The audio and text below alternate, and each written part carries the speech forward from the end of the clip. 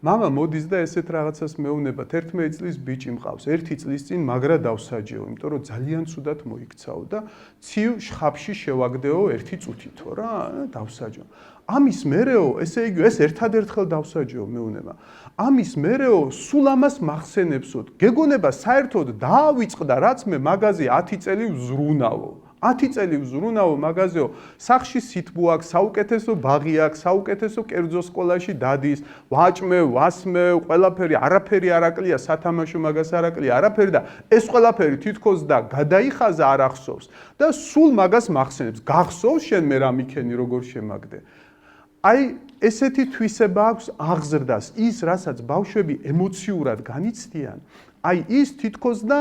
ჩაბეჭდავს ხოლმე იმ მომენტში ჩვენც ესე ვართ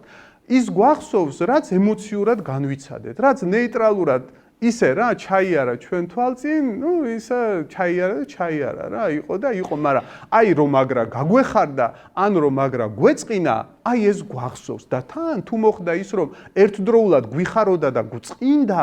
ჩარლი ჩაპლინის ფილმი პატარა რა ქვია თოთო ბავშვი თუ რა ქვია ხო იცით რომელ ფილმზე გეუბნებით ხო აი ის ბოლოში ყველა რო ერთდროულად ტირის და იცინის რა იშვიათად არის რომ ვინმე იყოს და ფინალურ კადრებზე არჩენ ყველას ახსოვდება თითქმის მთელი ცხოვრების განმავლობაში იმდენად შთამბეჭდავია და შთაბეჭდილებას ახდენენ ემოციები ახლა როდის უფრო მეტი ემოცია ექნება ბავშვს როცა დასაჯეს ექნება ემოცია ძლიერი აი სად ხდება ძლიერი შთაბეჭდილებები